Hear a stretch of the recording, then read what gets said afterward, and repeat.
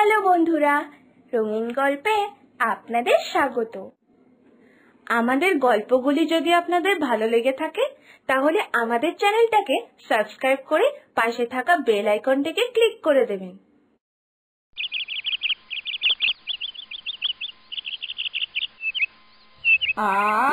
আজকে কত তেঁতুল পেলাম। এবার শান্তিতে বেশি করে তেঁতুলের আচার বানাবো আর বেশি করে খাবো। তেঁতুলের আচার খেতে যে আমার কি ভালো লাগে, মন তো চায় যে একদিনে 1 গামলা আচার খেয়ে ফেলি। নেহাতি আমার কাশিটা খুব বেড়ে যায় তেঁতুলের আচার খেলে, না হলে সত্যি সত্যি 1 গামলা আচার আমি একদিনেই খেয়ে ফেলতুম।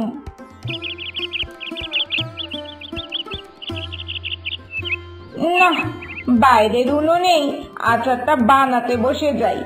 ঘরের উনুনে নিশ্চয়ই এতক্ষণে বৌমা রান্না বসিয়ে দিয়েছে কো। আর তাছাড়াও ঘরের উনুনে আচার বসালে বড্ড তাড়াহুড়া লেগে যাবে, তখন আচারের পাকটা আর আমার মন মতো দিতে পারবো না। না না, তাড়াতাড়ি করে আচারটা বসাই আর মন মতো করে আচারের পাকটা তৈরি করে ফেলি। কি সুন্দর একটা গন্ধ আসছে না? আচার আচার গন্ধ তো। কেউ বুঝি আচারে পাক দিচ্ছে, কিন্তু কে কে এত সকাল সকাল আচারে পাক দিতে বসলো? এটা তো মনে হচ্ছে তেঁতুলের আচার। না না, এত সুন্দর গন্ধে আর ঘরে বসে থাকতে পারছি না। যাই তো গিয়ে দেখি কে এত সুন্দর করে আচার বানাচ্ছে, তাহলে তার বাড়ি থেকে 1 বাটি আচার নিয়ে আসবো। এত সুন্দর আচারের গন্ধ পেলে কি আর লোভ সামলানো যায়? এ কি মা, আপনি আচার বানাচ্ছেন এই বাইরের উনুনে? তাই তো আমি ভাবি, আমাদের রান্নাঘরে এত বেশি আচারের গন্ধ কোথা থেকে আসছে। যাক, তাহলে ভালোই হলো। আচারের গন্ধটা পেয়ে আমারও খুব আচার খেতে ইচ্ছে করছিল, তাই আমি বেরোচ্ছিলাম যার বাড়িতে আচারটা হচ্ছে তার বাড়ি থেকে একটু আচার চেয়ে আনবো বলে। আর এখন তো দেখছি আমার বাড়িতেই আচার হচ্ছে। তা মা, আর কতক্ষণ সময় লাগবে এই আচারটা হতে? আমি তো আর লোভই সামলাতে পারছি না এই আচার খাওয়ার জন্য। তাই নাকি বৌমা? তোমারও আচার খেতে ভালো লাগে? আমারও তেঁতুলের আচার খুব প্রিয়, জানো তো। তাই তো আজকে বাগান থেকে বেশি করে তেঁতুল নিয়ে এসে এই কড়া পাকের তেঁতুলের আচার বানাচ্ছি।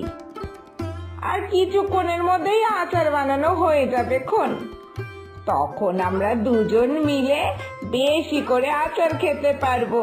কি বলো? হ্যাঁ মা, ঠিক আছে। আমি তাহলে ততক্ষণে রান্না বান্না সব সেরে ফেলি, তারপর আয়েশ করে বসে দুজন মিলে আচার খাবো। না, যাই আগে রান্নাটা করে আসি।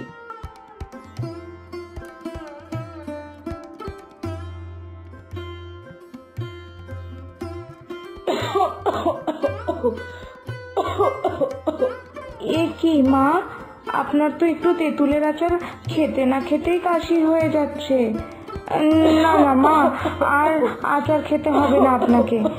আপনার বুঝি তেঁতুলের আচার খেয়েই ঠান্ডা লেগে যাচ্ছে, আর আচার খেতে হবে না মা। আরে না না বৌমা, এইসব কাশি টাশি তো একটু হয়েই থাকে। আমার বয়স হচ্ছে, তাই তো একটু কাশি হয়। তুমি চিন্তা করো না, তুমি খাও, তুমি আচারটা খাও, আমি ঠিক আছি।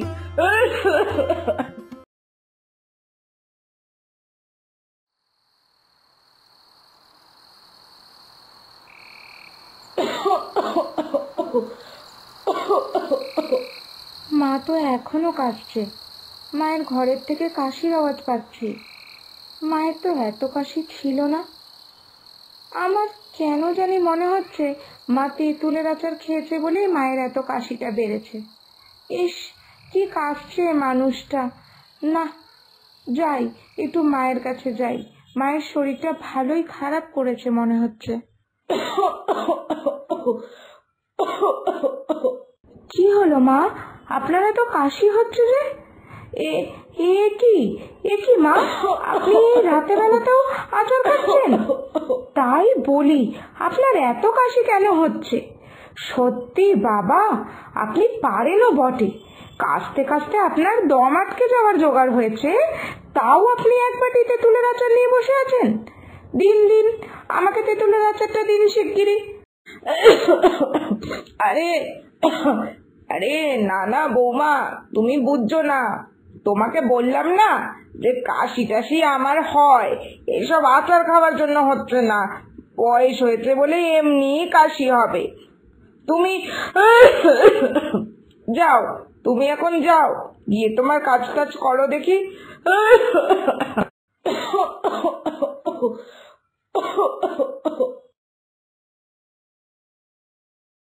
না, বেশ কয়েকদিন ধরে দেখছি মা আচার খেয়েই যাচ্ছে আর কেসেই যাচ্ছে, কিন্তু আমি যাই বলি না কেন মা আমার একটা কথাও শুনছে না। এবার তবে কিছু একটা করতেই হবে, এইভাবে দিনের পর দিন মাকে অসুস্থ হতে দেখা যাবে না। কিন্তু কি করব এটাই বুঝতে পারছি না। এখন যদি আচার সব ফেলে দিই, তাহলে তো মা আবার নতুন করে আচার বানাবে।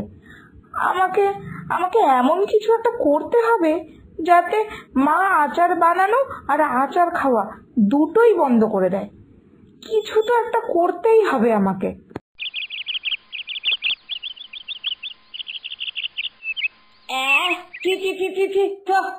আচারটা এমন হলো কি করে?